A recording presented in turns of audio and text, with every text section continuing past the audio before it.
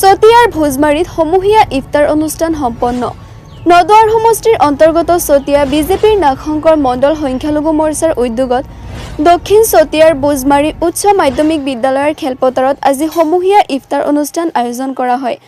বিজেপিৰ নাগশংকৰ মণ্ডল সংখ্যালঘু মৰ্চাৰ সভাপতি কাজিৰুল হকে তদাৰক কৰা এই অনুষ্ঠানত নাগশংকৰ মণ্ডল বিজেপিৰ সভাপতি জীৱন বৰা, চতিয়াৰ পৌৰপতি দীপশিখা সন্দিকৈ, শোণিতপুৰ জিলা পৰিষদৰ উপ সভাপতি হিতেশ বৰুৱা, চতিয়া আঞ্চলিক পঞ্চায়তৰ সভানেত্ৰী ভাৰতী দাস, নদুৱাৰ সমষ্টিৰ তত্ত্বাৱধায়িকা ৰাধিকা চেতিয়া, ঘিলাদাৰিমুখ গাঁও পঞ্চায়তৰ সভাপতি বুৰহান আলী, ১ নং চতিয়া গাঁও পঞ্চায়তৰ আঞ্চলিক সদস্য গণেশ ভট্টৰাই, যুৱ সমাজকৰ্মী তথা ব্যৱসায়ী নীৰজ নিচিম হাজৰিকাকে ধৰি বহু গণ্যমান্য ব্যক্তি উপস্থিত থাকে। অনুষ্ঠানত ৫ শতাধিক লোকে সমূহীয়াভাৱে ইফতাৰ অংশ লয়।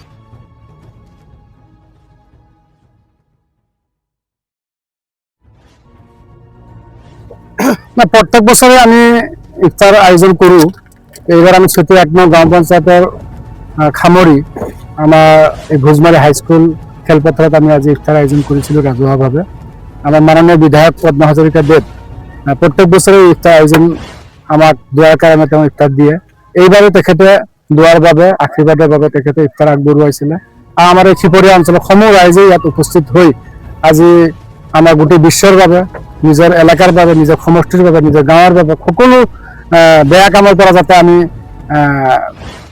ভাল হৈ থাকিব পাৰোঁ তাৰ কাৰণে দোয়া কৰা হ'ল।